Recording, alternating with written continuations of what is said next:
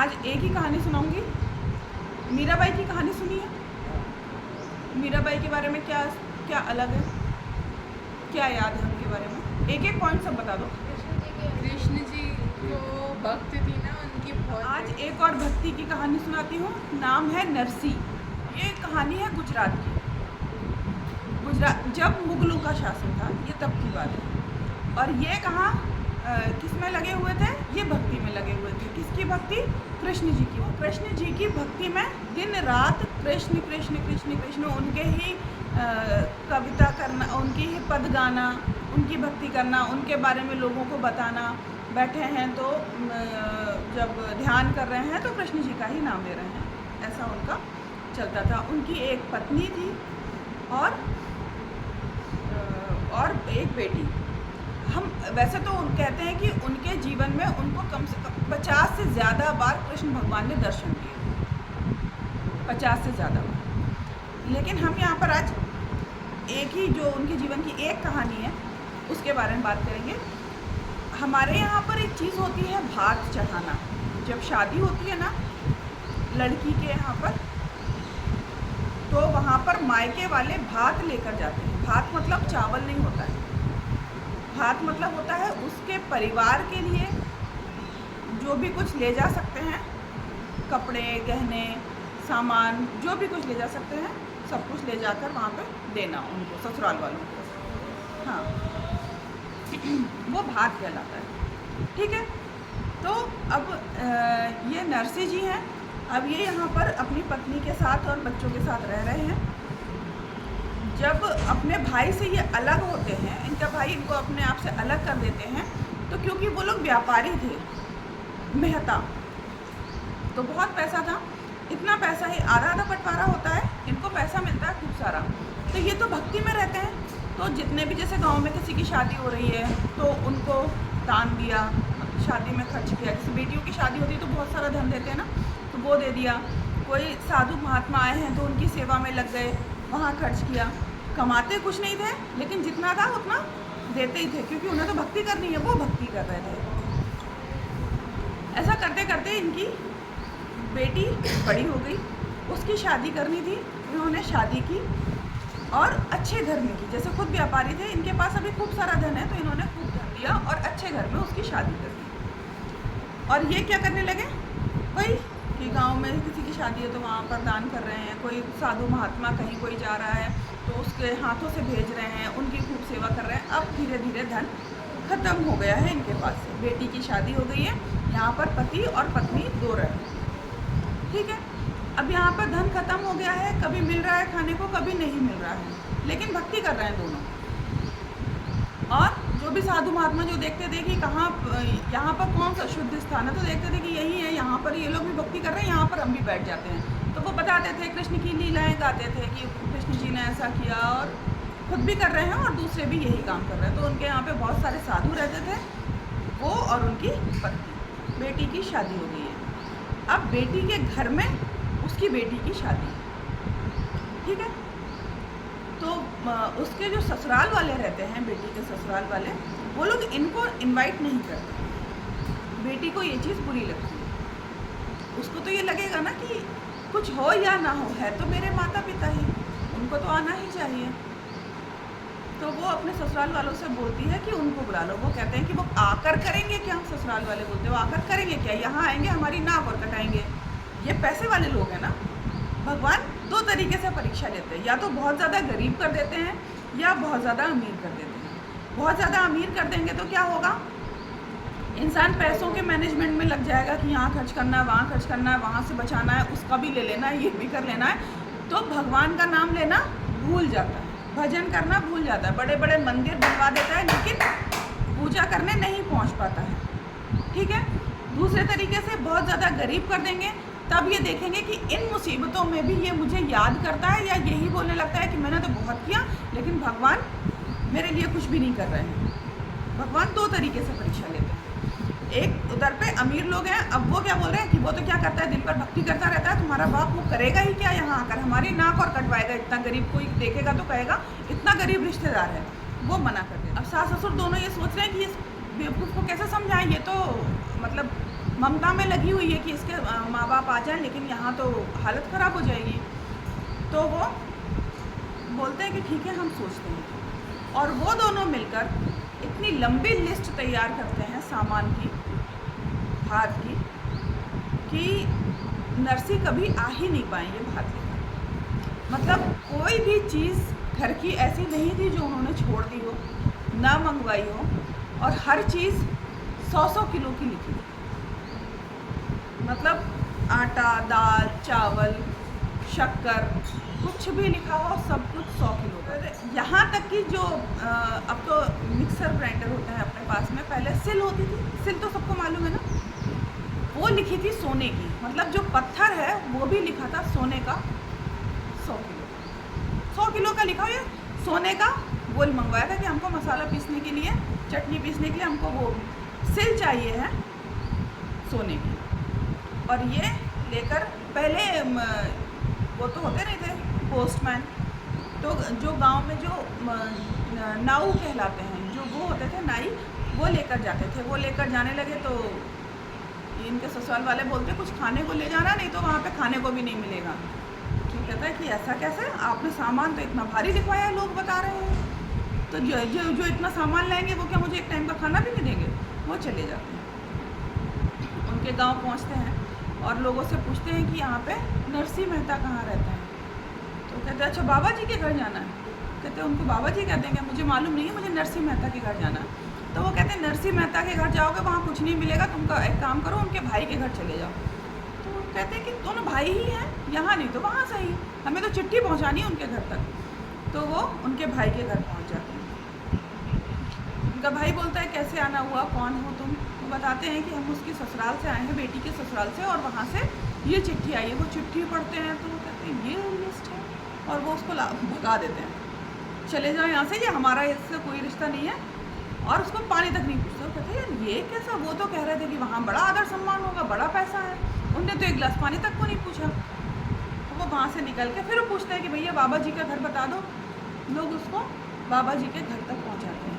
वो जाकर वहाँ देखते हैं कि वो पहले तो मकान था, लेकिन अब वहाँ पे टूटा फूटा खंडर झोपड़ी टाइप की बनी हुई है, क्योंकि वो तो कुछ कर ही नहीं रहे ना, केवल भक्ति कर रहे हैं। उनको जो कुछ है सब भगवान के ऊपर उन्होंने डाल दिया, तुम खाने को दोगे तो खाएंगे, नहीं तो हमें कोई मतलब नहीं है। वहाँ पहुँचते हैं, नरसी जी आते हैं, पानी वानी लाते हैं, उनके पैर धुलवाते हैं। पहले जब कोई आता था ना तो धूल मिट्टी और ये सब लगा रहता था, और पैरों में भी, क्योंकि इतनी दूर चल के आए, थकावट हो जाती है, तो पहले पैर धुलवाए जाते थे। पैर धुलवाते थे और उनको पानी दिया और पूछा कि भैया कैसे आना हुआ। तो वो बताते हैं कि हम आपके बेटी के ससुराल से आए हैं और वहाँ से ये चिट्ठी आई है। वो चिट्ठी खोल के देखते हैं तो उनका दिमाग ख़राब हो जाता है कि हमारे पास तो खुद खाने तक के लिए नहीं है, ये सब कहाँ से लाएंगे। लेकिन उसको बंद करते, कहते ये सब तो बात की बात है, पहले जो मेहमान आया उसको कुछ खाने के लिए देते। घर में जाते हैं, पूछते हैं अपनी पत्नी से खाने के लिए क्या है, तो कहती नमक भी नहीं है जो रख दे आज तो।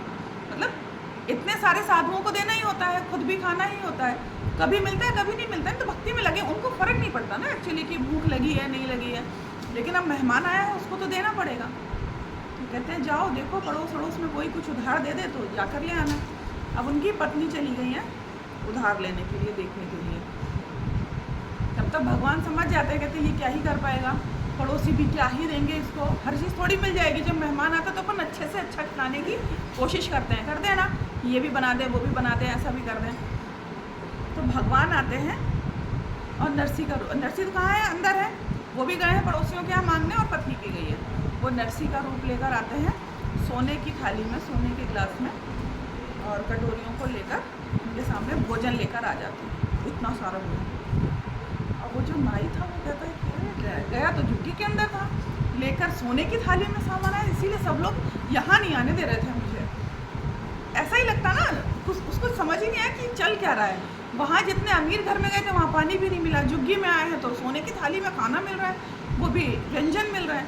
तो वो भोजन करता है और थाली सरका देता है। तो वो भगवान कहते हैं कि अरे नहीं, हमारे यहाँ पे ना जो आता है मेहमान, उसको जब हम भोजन देते हैं तो वो बर्तन उसी के हो जाते हैं, हम जूठे बर्तन घर नहीं ले जाते। नरसी सोचता ये बढ़िया है, जब ये अभी ये कर रहे हैं तो फिर भात में फिर सही लिखा है उनके लिए, ये तो इतना ले ही आएंगे। और वो उठ के चलने लगते हैं तो वो तब तक नरसी आते हैं, कुछ थोड़ा बहुत कुछ बना के जूस वूस बना के ले आए होंगे, तो वो कहते लो भैया आज हमारे पास यही है। कहते भैया अब और नहीं ले पाएंगे, अब हमारे बस की और नहीं है कि हम और खा सकें। कहता और मतलब अभी तो मैं लाया हूँ, मुझे क्षमा करो, इतनी देर हो गई मुझे। तो नहीं भैया अभी ये थाली, वो दिखाते कि ये सब थाली वाली आपने तो दी है सोने की। तो वो समझ जाते हैं और रोते हैं कि भगवान तुमने इसको दर्शन दे दिए और मैं तुम्हारी भक्ति कर रहा हूँ तो मुझे दर्शन नहीं दे रहे हो। इसके पहले भी ऐसी कई घटनाएं हो चुकी होती थी, भगवान आकर इनकी हेल्प कर देते थे लेकिन ये दर्शन नहीं कर पाते थे। तो ये हर बार होने लगते थे कि मैं आपकी भक्ति कर रहा हूँ, मैं आपको याद कर रहा हूँ, आप मुझे दर्शन नहीं दे कि बाकी सबको दर्शन दे। इस नाव में ऐसे क्या कर्म किए होंगे तुमने इसको दर्शन दे।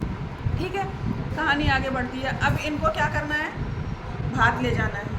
भात के लिए साधन मतलब वाहन क्या है, व्हीकल क्या है, उनके पास में कुछ भी नहीं है। तो फिर तो वो जाते हैं अपने दोस्त के पास में कि भैया कुछ बैलगाड़ी चलती थी ना तब, तो गाड़ी दे दो, बैल दे दो। कहते हमारे बैल बूढ़े हैं और बीमार पड़े हैं, तो मैं इन्हें ले जाओ तो ले जाओ, उठ ही नहीं रहे 2-3 दिन से। तो भगवान का नाम लेते हैं, बैलों के ऊपर हाथ फेरते, बैल खड़े हो जाते हैं। कहते भैया 3 दिन से नहीं उठ रहे, कुछ खा भी नहीं रहे, तुमने ऐसा क्या कर दिया। कहते भगवान का नाम लिया बस और कुछ नहीं। एक गाड़ी मिलती है जो पीछे उसमें लगाई जाती है, वो टूटी फूटी गाड़ी। वो कहते हैं चलो ठीक है हमें जाने का, हमारे साधु खुद दुबले पतले हैं और कौन जाएगा हमारे साथ में भात लेके। भात लेके कई सारे लोग जाते हैं ना, गांव का नाम होता है कि भात आया उनके यहाँ से। जाते हैं, लगाते हैं, कहीं बैल गिर रहे हैं, कहीं गाड़ी खुल जा रही है, टूट जा रही है, लेकिन वो एक जगह गड्ढा आता है, वो गाड़ी गई। अब वो वहाँ बैठ के कहते हम करेंगे क्या, हमारे हाथ में कुछ है क्या, हमें तो कुछ आता नहीं है। तो वो भगवान का भजन गाए, सब के सब भगवान का भजन कर रहे हैं। जो वहाँ से आसपास जा रहे कह रहे हैं अजीब पागल है, गाड़ी टूटी पड़ी है, बैल अलग बैठे हैं और ये भजन कर रहे हैं और सामान उनके पास में कुछ भी नहीं है, बात का कुछ है ही नहीं, क्या ले जाएंगे। फिर आते हैं कृष्ण भगवान और जैसे ड्राइवर होते हैं ना, जो भी वो काम करते होंगे गाड़ी वाड़ी बनाने का, वो बन के आते हैं। तो वो बोलते हैं कि क्या हो गया भैया, हमें थोड़ा आगे तक छोड़ दोगे क्या। कहते हमारी गाड़ी ऐसी पड़ी, तुम्हें हम कहाँ छोड़ेंगे, हमारे पास तो खुद ही 15-16 लोग हैं, तुम्हें 5-6 लोग हैं, हम कहाँ छोड़ेंगे तुमको। तो वो कहते हैं कि हम तुम्हारी गाड़ी बना सकते हैं, हमको गाड़ी बनानी आती है। कहते अच्छा तुम्हें ये आता है, ठीक है तुम कर दो। तो वो उस गाड़ी को ठीक कर देते हैं और बैलों को उसमें लगा लेते हैं, बैल भी ठीक कर देते, भगवान है वो। फिर वो कहते हैं हमें छोड़ दोगे, कहते हैं हाँ छोड़ देंगे, लेकिन अब वो चलाए, वो गाड़ी चले ना, भगवान है वो, भगवान को बिठा के। भगवान कहते हैं कि भैया हमें गाड़ी चलानी भी आती है। तो भैया तुम्हें क्या क्या आता है, तुम्हें गाड़ी भी चला, तुमने बैल भी ठीक कर दिया, तुम्हें गाड़ी चलानी आती है। कहते हैं हाँ हमने जिस की गाड़ी चलाई बहुत बढ़िया चली है, अर्जुन की चलाई थी बढ़िया चली थी और हमारी तो चला ही रहे हैं। तो कहते हैं कि ठीक है आप बैठ जाओ, आप गाड़ी चलाओ। गाड़ी चलाते हैं और सबसे कहते थे आंखें बंद कर लो, हमको है ना बहुत तेज़ चलानी आती है। सबने आंखें बंद करी, वो 10 मिनट में वहाँ पहुँच गए, हाँ उनको जाना था गुजरात। तो भैया तुमने बहुत बढ़िया गाड़ी चलाई। कहते हम यही तो करते हैं, हमारे पास टाइम नहीं होता ज़्यादा, इसलिए हम ज़्यादा काम करते नहीं है। तो उन्होंने फटाफट उनको वहाँ पहुँचा दिया और कहते वो उन्होंने बोला कि अब यहाँ तक आए हो नाश्ता पानी कर लो। उन्होंने कहा हाँ अभी जो तुम्हें मिलने वाला है हम वो कर नहीं पाएंगे। तो वो वहाँ से भगवान बोलते हैं हमको बहुत ज़रूरी काम है जिसके लिए हम आए थे, हम जा रहे हैं। वो वहाँ से चले जाते हैं। अब ये समाचार पहुँचता है लड़की की ससुराल में कि तुम्हारे रिश्तेदार आ गए हैं। सब सिर पकड़ लेते कि क्यों आ गए भूखे नंगे यहाँ पर, क्या करेंगे आके, हमारी बेइज्जती ही करवाएंगे। तो उनको वो क्या करते हैं, घर में नहीं आने देते। जहाँ पे रुके होते हैं ना वहीं शहर के बाहर जो खंडर पड़ा रहता है वहीं कि वहीं रुको, वहीं पर हम आपकी व्यवस्था कर देंगे, आप ज़्यादा लोग हैं यहाँ नहीं आ पाएंगे। तो वो वहीं रुक जाते हैं। खाने पीने के लिए कुछ देते नहीं हैं। तो वो अब क्योंकि ये तो अमीर लोग थे, एक नौकर को भेज देते हैं कि वहाँ पर उनको वहाँ पे ठहरा देना। तो अब यहाँ पर इनकी बेटी परेशान है कि मेरे पिताजी आए हैं, अपने दोस्तों के साथ आए हैं, लेकिन वहाँ पर एक गिलास पानी तक किसी ने नहीं पूछा। बेटी को तो लगेगा ना, उसको तो अमीर गरीब से कोई लेना देना नहीं है। तो वो सबसे छुपते छुपाते जाती है वहाँ पर और पिताजी से जाके मिलती है और खूब रोती है, पहचान भी नहीं पाती ना, अब तो वो बाबा जैसे हो गए हैं। तो वो रोने लगती है बहुत कि तुम आए क्यों, अगर तुम्हारे पास कुछ नहीं था तो तुम नहीं आते, यहाँ पर तुम अपनी बेइज्जती करवाओगे, मुझे कितना बुरा लगेगा। तो वो कहते बेटी तू भी आकर उसी की बात कर रही है, तूने मुझसे भी मिला जुला कुछ है नहीं। कहती पिताजी आपको सुबह से कुछ खाने को नहीं दिया है तो मुझे कैसा लग रहा होगा। वो मिलती है वहाँ पर और ये बोलती कि अगर तुम्हारे पास कोई व्यवस्था ना हो तो तुम कल वापस चले जाना, मुझे भात की ज़रूरत नहीं है। वो कहते हैं कि तुम क्यों टेंशन कर रही हो, सब कुछ सांवरिया करेगा, सब कुछ बंसी वाला करेगा, जिसने गिरी उठा लिया, गिरधर हो गया, वो सब करेगा। लेकिन बेटी को अभी भगवान से ज़्यादा अपने पिता की चिंता है, तो वो खूब रोती है और वापस घर आ जाती है और भगवान से प्रार्थना करती है कि अब सब कुछ तुम्हारे हाथ में है, मेरे पिताजी की इतनी रक्षा करना कि उनकी बेइज्जती ना हो। इधर वो नाम ले रही है, इधर ये भगवान का नाम ले रहा है, दोनों जगह भगवान का नाम जब बराबर चल रहा है। भात का टाइम आता है, अब इसकी धड़कनें बढ़ती जाती हैं बेटी की, रामा की, कि अब क्या होने वाला है। वो तो तैयार है, वो तो जैसे भी आएंगे, लेकिन भगवान को मालूम है कि कुछ कर नहीं पाएगा। भगवान आते हैं, इतनी सारी बैलगाड़ियाँ और तांगे वांगे लेकर भगवान आ गए। तो अभी कृष्ण भगवान अब आते हैं, अब इस बार वो उनको रियल दर्शन देते हैं। अब वो लेकर आते हैं और कहते हैं कि आ जाओ, भात जिसको पहनना है ना, सब आ जाओ। सास ससुर जितने भी उनके परिवार वाले थे सबको खड़ा करते हैं कि क्या मंगवाया था, 100 किलो आटा, ये लो 200 किलो आटा, 200 किलो आटा देते हैं। उनके साथ में रुक्मणी माता भी आती है, उनकी पत्नी है ना। तो उनने फिर सबको दर्शन दिया वहाँ पर। देखो, देखने वाले ही देख पाते, नहीं तो सामान तो आ ही रहा है ना। अर्जुन ने केवल सुना था ना, इतनी पूरी सेना के बीच में अवेलेबल तो सारे थे, लेकिन सुना केवल अर्जुन ने था। और जब कृष्ण जी ने अपना विराट रूप बनाया था राज्यसभा में, तब भी केवल दो ही लोग देख पाए थे, भीष्म पितामह और वो, है ना। तो ऐसा होता है। अब भगवान आए, जो कुछ 100 किलो का था वो सब 200 किलो, आटा 200 किलो, चावल 200 किलो, लिस्ट निकाली, जो चीज़ें थी सब एक की जगह डबल आ रही है। उसके बाद में उनके ससुर खड़े हुए, तो उनको भी हीरे मोती से जड़ा हुआ उनका जो भी पोशाक होती है वो दे रहे हैं। फिर उनकी सास को बुलाया, अब उनके हाथ में वैसा ही सामान, जो किचन का सामान था वो उनके हाथ में पकड़ा रहा है। अब वो पकड़ नहीं पा रही हैं, भारी है ना, 200 किलो का कैसे लेंगी, 100 किलो भी कोई ले सकता है क्या। उसके बाद में अब वो दोनों इतने शर्मिंदा हो जाते हैं कि हमने इसको बेइज्जत करने के लिए ये सब किया था और आज हमारी ही बेइज्जती हो रही है पूरे गांव के सामने। उन्होंने तो यही सोच के बोला था ना कि ये लोग दे नहीं पाएंगे, कर नहीं पाएंगे। तो भगवान हर बार हेल्प करने आते हैं, लेकिन हमारा भरोसा होना चाहिए भगवान पर। जब हम लॉजिकल चीज़ें ढूंढने लगते हैं ना कि ऐसा कैसे हो सकता है उसके साथ में, ये हो सकता है इत्तेफाक हो, कोइंसिडेंस हो सकता है, ऐसा कैसे हो सकता है। लेकिन जब हम हमेशा भगवान को याद रखते हैं, अच्छे स्थिति में हो या हम खराब स्थिति में हो, जितना हम भगवान को याद रखेंगे उतना भगवान हमको याद रखेंगे। इसलिए कहते हैं कि मन में दिन भर में भगवान का नाम जरूर लेना चाहिए। बोलो कृष्ण कन्हैया लाल की जय।